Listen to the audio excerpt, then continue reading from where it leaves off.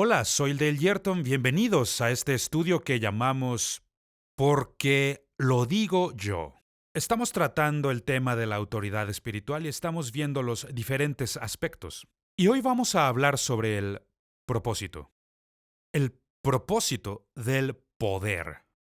Mucha gente malinterpreta el propósito del poder y eso puede llevar a muchas situaciones bastante complicadas.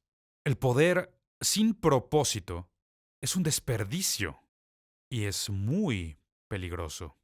Yo recuerdo que solía atribuirle al diablo muchas cosas que ahora creo que era el reino de Dios operando detrás de todo y muchas personas a veces permiten que sus dones les destruyan.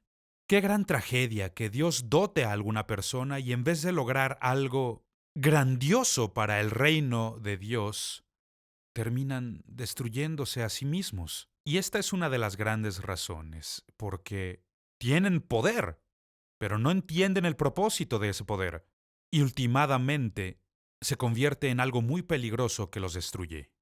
Hay un versículo interesante que se encuentra en Primera de Corintios capítulo 4, 20, donde Pablo dice, porque el reino de Dios no es cuestión de palabras, sino de poder. Y esto a primera vista parece contradictorio si nos ponemos a pensar en cómo opera el reino de Dios. Dios dice algo y lo que Él dice es lo que se hace. Pero las palabras de Dios son diferentes a las de la humanidad. Muchas veces tú o yo podemos estar hablando, pero en realidad no estamos diciendo nada.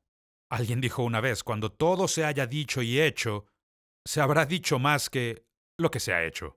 Y eso es muy cierto, es muy cierto. Pero Dios no es así. Las palabras de Dios son poderosas porque las palabras de Dios son creativas.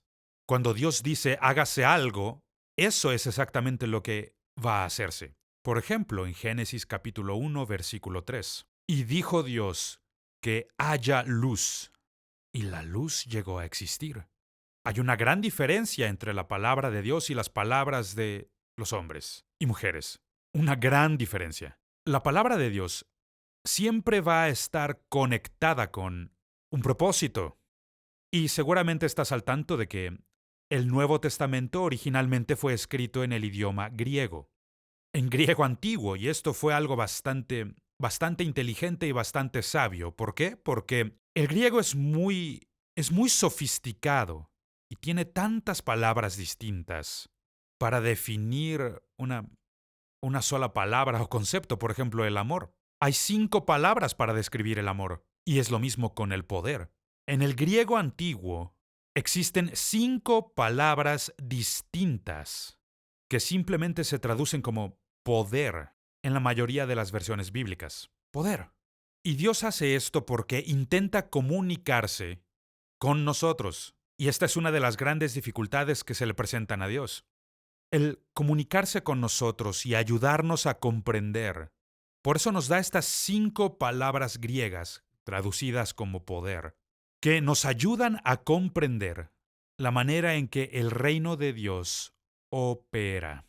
Entonces haremos un estudio sobre estas 5 palabras griegas que se traducen como poder en nuestra Biblia. Esta es la primera.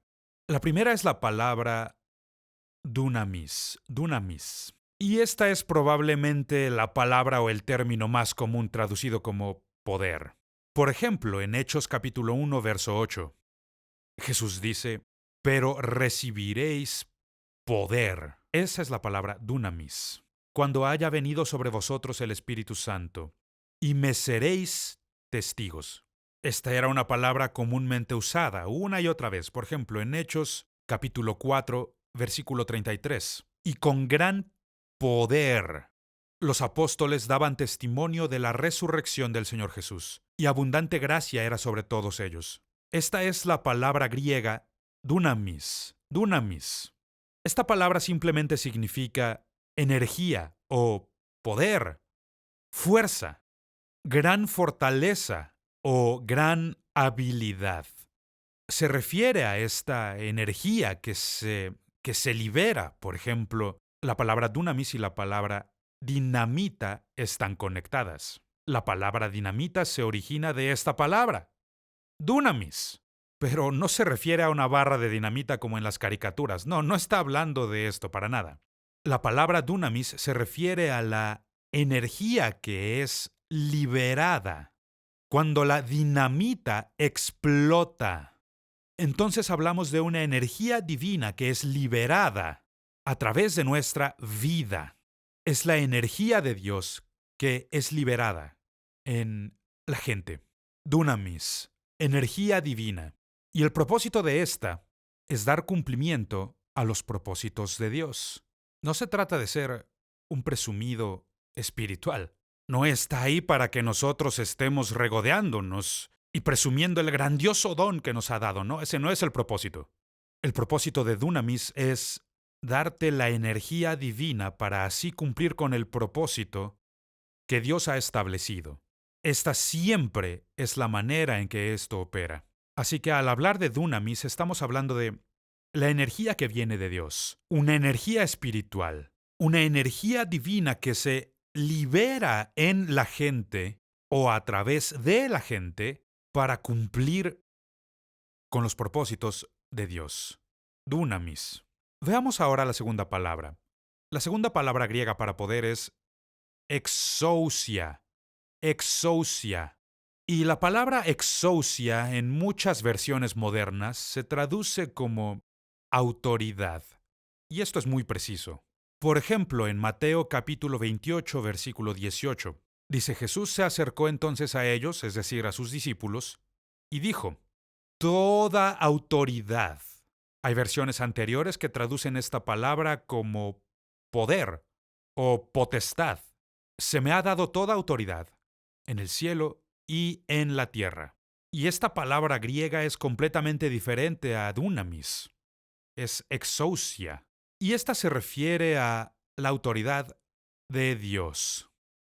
Etimológicamente hablando, esta palabra griega, la palabra exousia, quiere decir esto es legal. Esto es legal. Es legal. Es decir, tienes el derecho de usar dunamis para ejercer dunamis. Estás haciendo la voluntad de Dios, estás cumpliendo el propósito de Dios. Y gracias a esto, la voluntad y el propósito de Dios se están cumpliendo en el planeta Tierra. Exousia. Exousia es la habilidad o el derecho de actuar como una autoridad delegada por Dios. Y muchas veces, tristemente, usamos la palabra solamente en contextos religiosos, fórmulas y rituales religiosos, y decimos en el nombre de Jesús. Pero lo que en realidad decimos es exousia. Jesús no ha venido aquí hoy, pero me ha enviado a mí para representarle. Estoy hablando con la autoridad de Dios. Eso es lo que significa esta palabra. En Marcos capítulo 3, versículos 14 y 15 vemos a Jesús haciendo exactamente esto. Con sus discípulos. Por supuesto, esto fue en su ministerio terrenal. Dice así: designó a 12 a quienes nombró apóstoles para que lo acompañaran y para enviarlos a predicar y ejercer poder o autoridad para expulsar demonios y para curar enfermedades. Lo que está haciendo aquí es comisionar a sus discípulos, sus apóstoles, para fungir como embajadores. Van en representación suya, van para poder cumplir su voluntad, cumplir con el propósito de Dios. Entonces, exousia es tomar la dunamis de Dios y cumplir con el propósito de Dios.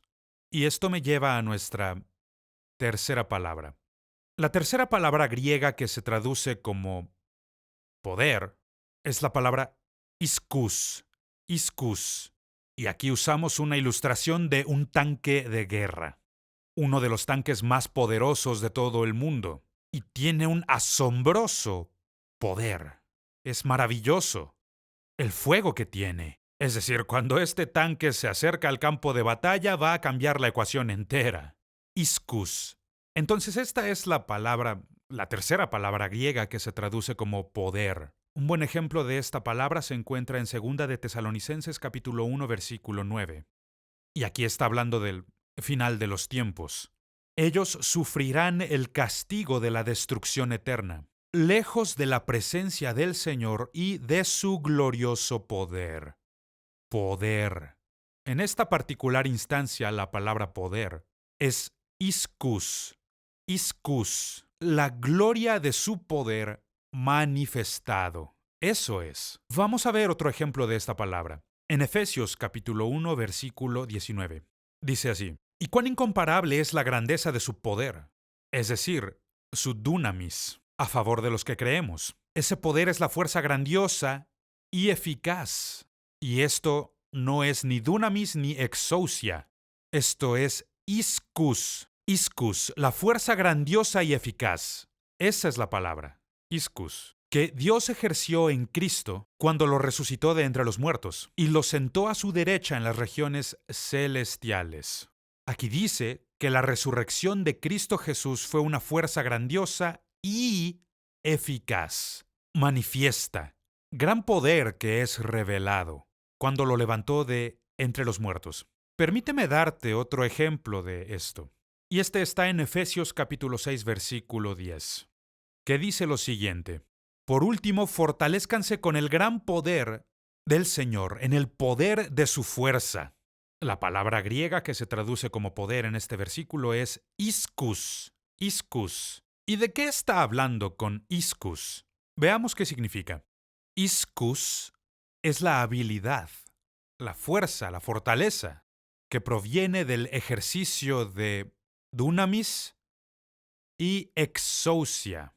Cuando unimos ambos conceptos, obtenemos iskus, o la demostración de una grandiosa y poderosa energía de Dios. Es algo que ocurre cuando combinas ambas.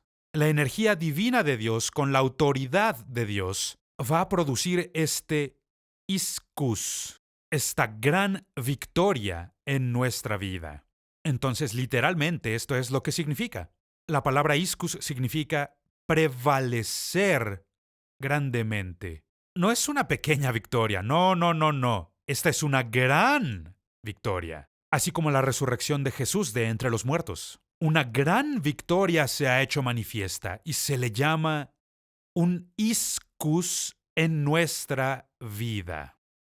En la epístola de Santiago, en el capítulo 5, versículo 16, dice: Por eso confiésense unos a otros sus pecados y oren unos por otros, para que sean sanados. Y luego cierra con esta frase: La oración del justo es poderosa y eficaz, o puede mucho. Y que sea poderosa y eficaz es iskus. Iskus. Hay una gran victoria que se puede conseguir si logramos unir dunamis, la energía divina de Dios, juntamente con exousia, la autoridad de Dios, y las combinamos, y esto produce una gran victoria en nuestra vida. Y yo creo que eso es algo que Dios quiere hacer con todos nosotros. No es solo para un grupo exclusivo de ministros, pastores, predicadores. No. Esto es para todos los hijos de Dios. Dios quiere que aprendamos a vivir en victoria, en un iskus, que nosotros podamos vencer grandemente y que experimentemos gran victoria en nuestra vida. Eso significa esta tercera palabra. Iskus significa experimentar una gran victoria. Ahora, la cuarta palabra griega que quiero darte. Vimos dunamis, vimos exousia, vimos iskus. Veamos la cuarta palabra. Kratos. Kratos. Kratos hace referencia al dominio de Dios. Esto habla del lugar en donde la autoridad de Dios ha sido establecida. Ha asumido su lugar. Un buen versículo que nos ayudará a comprender es Primera de Timoteo capítulo 6 versículo 16. Aquí está hablando de Dios en su trono. Y dice así: al único inmortal, que vive en luz inaccesible, a quien nadie ha visto ni puede ver. A Él sea el honor y el poder eternamente. Amén. La palabra traducida como poder eterno o eternamente es de hecho la palabra griega kratos, kratos, y hace referencia a el trono de Dios, al lugar donde Dios gobierna. Por ejemplo, veamos otra referencia. En el libro de Apocalipsis, capítulo 5, versículo 13, dice: La alabanza y la honra, la gloria y el poder sean al que está sentado en el trono y al Cordero por los siglos de los siglos. Aquí la palabra poder es kratos, porque se está refiriendo al trono de Dios, el lugar donde Dios gobierna. Ese es el significado de esta palabra. Kratos significa un dominio o un poder manifiesto, autoridad. Kratos se refiere a la autoridad que está gobernando, quien está a cargo, quien tiene el control. Ahora, solo para darte una ilustración de esto, conozco a un pastor quien goza de mucho respeto en su comunidad. Y su yerno me contó esta historia. Su yerno trabaja en el departamento de policía y un día lo llamaron porque había una gran pelea en una casa con una familia y los llamaron para poner orden. Llamaron a la policía y fueron él y otros oficiales y trataron de controlar la situación. Y dice que fue algo increíble cuando llegó este pastor y se estacionó por ahí. Él escuchó de la situación y salió en su vehículo para ver a esta familia. Y el oficial dice que cuando el pastor detuvo el auto y salió del auto, la atmósfera cambió de inmediato. Dice que todo mundo de repente se calmó y empezó a decir: «Hola, pastor, ¿cómo está, pastor?». Y dice que la atmósfera entera cambió, la pelea se detuvo y ¿qué fue lo que pasó? El pastor trajo el reino de Dios a esta situación. Y eso fue exactamente lo que hizo. Este pastor tomó la autoridad de Dios y trajo el reino de Dios, la autoridad de Dios, y todo pasó a estar bajo control. Recuerdo cuando mi esposa y yo estábamos en Jamaica y había ocurrido un gran accidente. Gracias a Dios nadie salió lesionado, pero el parabrisas de un auto quedó hecho añicos. Y el conductor del auto, que era un muy buen auto, estaba obviamente molesto. Y este accidente ocurrió enfrente de la iglesia, y frente a la iglesia había un pequeño parque. Este conductor se fue a este pequeño parque y empieza a maldecir y empieza a decir todo tipo de palabras y empieza a hacer una tremenda escena, un gran berrinche. Y está maldiciendo, caminando de un lado a otro. Él está enojadísimo. Y vio que yo me estaba acercando y vio que estaba listo para irme a la iglesia. Se da la vuelta y se da cuenta de que está parado frente a una iglesia. Mientras había estado diciendo todas estas cosas y actuando terriblemente, fue sorprendente, fue un cambiazo. Él de inmediato pasó de estar muy enojado a estar tan calmado. Me extiende la mano para saludarme. «Buenas tardes, señor. ¿Cómo estás, señor? Qué gusto verlo, señor». Y mientras me alejo de ahí, voy hacia la iglesia, escucho que este hombre pues empieza a maldecir otra vez. ¿Y qué fue lo que ocurrió? Ya que yo representaba a Dios y este hombre se dio cuenta, por eso tuvo que modificar su forma de actuar, su comportamiento, estando frente a una iglesia. Cambió de inmediato y esto significa traer el reino de Dios a una situación determinada. Y yo creo que esa es una de nuestras principales responsabilidades. Si nosotros vamos a verdaderamente representar al Rey, queremos dunamis, queremos ese poder energizado que se libera en nuestra vida. Es así como ocurre, es así como funciona. El llevar esa energía divina bajo la autoridad de Dios y combinarlo todo para producir una gran victoria que va a establecer el reino de Dios. Eso quiso decir Jesús cuando dijo: «Cuando oren, oren así. Venga tu reino y hágase tu voluntad en la tierra y en el cielo». Y creo que esa es nuestra responsabilidad como creyentes, como cristianos, es ayudar a establecer el reino de Dios, manifiesto en nuestra vida diaria. Alguien le ha llamado autoridad del reino. Este es el lugar donde vive el rey. Este es el lugar donde el rey gobierna. Autoridad del reino. Esta es la manera en que el reino de Dios opera en nuestra vida. Así que al llegar a esta cuarta palabra, la palabra griega para poder, kratos, significa la voluntad de Dios se ha llevado a cabo aquí en la tierra.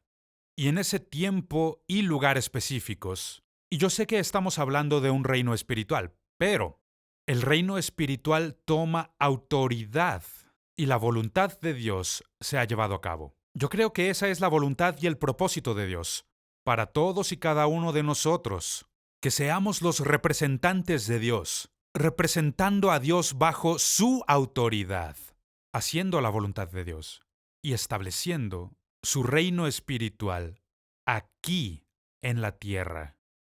Ahora, la quinta palabra griega que es traducida como poder y se encuentra una sola vez en la Biblia es la palabra arque. Arque. La palabra arque, como he dicho, se halla una sola vez y está en el Evangelio de Lucas, capítulo 20, versículo 20. Aquí habla sobre unos hombres que intentaban atrapar a Jesús. Le acechaban y enviaron espías que fingían ser gente honorable. Pensaban atrapar a Jesús en algo que él dijera y así poder entregarlo a la jurisdicción o el poder o autoridad del gobernador. La palabra griega que se traduce como jurisdicción o poder es arque. Arque. Y esta palabra significa ser el primero o ser el gobernante. Se refiere a aquel que tiene el derecho a gobernar. Y en el reino de Dios solo existe un rey. Solo hay un rey. Y por eso llamamos a Jesús nuestro Señor Cristo Jesús, quien no solamente ha sido ungido como el Mesías, sino que es el Señor de señores, Rey de reyes, está por encima de todos los demás. Alguien lo ha dicho bien, en el reino de Dios solo existe un rey, y esa posición ya ha sido tomada. Nuestra posición es que todos somos sus siervos, estamos aquí para cumplir su voluntad. Eso es lo que significa esta palabra, arque. La palabra arque significa aquel que tiene el derecho a gobernar. El apóstol Pablo lo dice tan claramente y tan hermosamente en la carta a los Filipenses. Filipenses capítulo 2 versículos 9 al 11. Amo este pasaje. Por eso Dios lo exaltó hasta lo sumo. Está hablando de Jesús. Y le otorgó el nombre que está sobre todo nombre, para que ante el nombre de Jesús se doble toda rodilla, en el cielo y en la tierra, y debajo de la tierra, y toda lengua confiese que Jesucristo es el Señor, para gloria de Dios Padre. ¡Oh, qué poderosa revelación! Eso es lo que Dios ha hecho en Jesús. Él es el único que tiene el derecho a gobernar. Lo que nosotros tenemos que hacer es someternos a su autoridad, nuestra voluntad a la suya, someter nuestra vida a su control y decir, no se haga mi voluntad, sino la tuya. Y esto es todo el Evangelio. Esta es la historia de la redención, que Jesús es el Señor, Él es el Salvador, Él ha venido a redimirnos. Y sí, claro, yo entiendo que nosotros podemos ser sus embajadores, sus representantes. Eso es lo que debemos hacer. Pero nunca debemos olvidar lo siguiente. Jesús es el Señor. En Apocalipsis capítulo 11, versículo 15, Juan tiene una visión y dice, en el cielo resonaron fuertes voces que decían, el reino del mundo ha pasado a ser de nuestro Señor y de su Cristo, y Él reinará por los siglos de los siglos. Y ese es el propósito de Dios. Eso es lo que Dios quiere lograr a través de nuestra vida, que podamos ser sus embajadores. Yo creo que Dios se deleita en darle a sus hijos su energía divina. A Él le encanta liberar esto en sus hijos, su dunamis, la energía divina de Dios que es liberada. ¿Qué nos detiene? La mayoría de las veces es exousia, no estamos bajo su autoridad. Estamos intentando ejercitar el poder de Dios sin estar bajo la autoridad de Dios. Pero tenemos que entender el propósito del poder. Si Dios nos da poder pero sin propósito, en vez de establecer el reino de Dios, en vez de hacer la voluntad de Dios, terminamos estableciendo nuestro propio reino y nuestra propia voluntad. En la carta de Judas, que solo tiene un capítulo, pero con un poderoso verso 25, que dice: al único Dios, nuestro Salvador, por medio de Jesucristo, nuestro Señor, sea la gloria y la majestad, el dominio y la autoridad, desde ahora y para siempre. Amén. Este es el propósito y el plan de Dios. Es lo que Dios quiere lograr en nuestra vida, que podamos tomar estas 5 palabras traducidas como poder, dunamis, exousia, que cuando las combinas es ischus, que establece el dominio o el kratos de Dios. Y luego descubriremos que en el reino de Dios solo existe uno que tiene el derecho a gobernar. Y su nombre es Jesús. Su nombre está sobre todo nombre. Y el resto de nosotros somos sus siervos y nos sometemos a su voluntad. Pido a Dios que este simple mensaje te ayude a entender cómo opera el reino de Dios y cómo es que Dios establece su propósito en la tierra. Que Dios nos ayude a poner su poder en acción y a establecer el reino de Dios.